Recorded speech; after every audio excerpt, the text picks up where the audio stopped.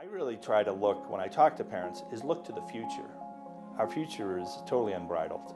It's not a kid with a disability, it's just a kid, and I think that's the thing. To be honest with you, you ought to be enjoying that kid because that's what I tell parents, like, the other kids aren't going to be that enjoyable, especially when they're like 15, they're going to drive you nuts. So where you should really be enjoyable, you should enjoy them because that's what life's about.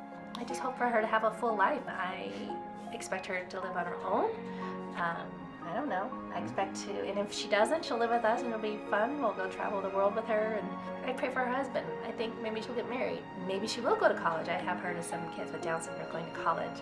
And she's smart. I guess it seems weird to say that, but I feel like she's very smart. The things that she's been able to do, the things that she's been able to make connections to, I feel like somewhat trapped. Maybe she's trapped a little bit in this body that is hard to cooperate with her. But we have great expectations for her. Chris is in 11th grade and pretty much on his own in high school. He has a mentor that helps him. No biting, Chris. Go to mom. Chris probably had one of the worst diagnoses ever. Self-injurious, swollen intestines, poisons in his systems, neurological damage, mental retardation, severe autism, almost the Crohn's disease. Chris did not communicate, he didn't sit down, he didn't put on clothes, he wouldn't go outside. He ate the walls, he ate the table, he ate the rug. We couldn't eat in the home, we couldn't have lights on, we couldn't have the TV on. If I coughed, he would run downstairs and punch me. It was a 24-hour day job. Chris never slept, he never ate, he wore diapers, never spoke. And I was pretty much told to put him in an institution. Telling him that you go to Elizabethtown. Where do you go? Elizabethtown? You tell.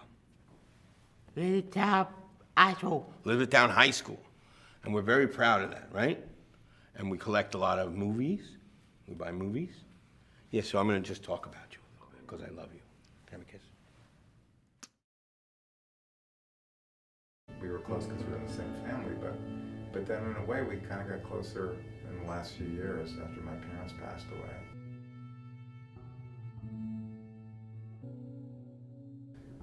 Josh was a sort of a pioneer in the treatment of autism in a way, because no one really understood when Josh was a boy what was going on. I think my brother has a 70-something IQ. He has profound anxiety disorder. He perseverates constantly. He's unable to control his emotions. My brother's been about 25 years or so in the Bancroft system. He's one of the grand old men. They're a wonderful facility. However, the reality of the situation is direct care staff are paid very, very little. And understandably, they leave for better jobs elsewhere. And for someone like my brother, whose emotional life is always on the brink of collapse and needs constant reassurance, the removal of people who are substitute parents at a regular clip is incredibly destabilizing for him. Say goodbye. Goodbye, Eli. Yeah, thank you for wonderful visit. Nice being with you. Give me a real hug. Real hug. The world of the adult individual with autism is sorely underrepresented. This population is desperate. They have no voice.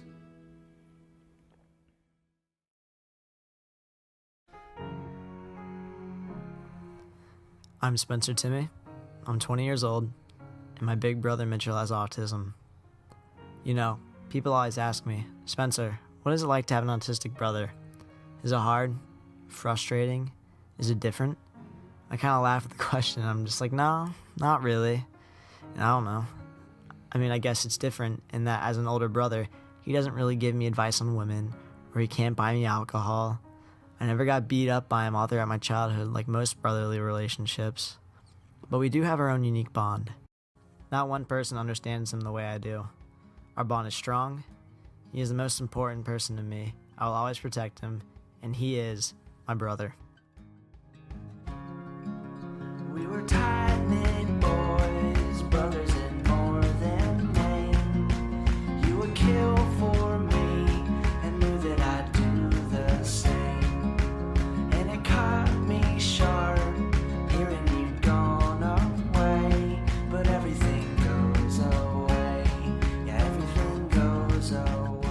Mitchell is a special human being, and I don't mean it because he's autistic. I mean it because he is one of a kind. He never ceases to amaze me. You know, my mom told me when Mitchell was maybe 8 or 9, my parents were told that my brother should stop his therapy because they believed he was never going to improve his speech, his ability to interact. They said he'd probably reached his max capacity. He proved them wrong.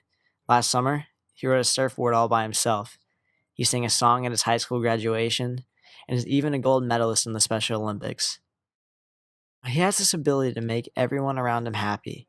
He can pretty much do it all. He makes me a better person. So maybe in the end, with the question I had in the beginning, what is it like to have an autistic brother? Well, I do have an answer. It's incredible. That I could not mend, and I heard you say right when you left that day, does everything go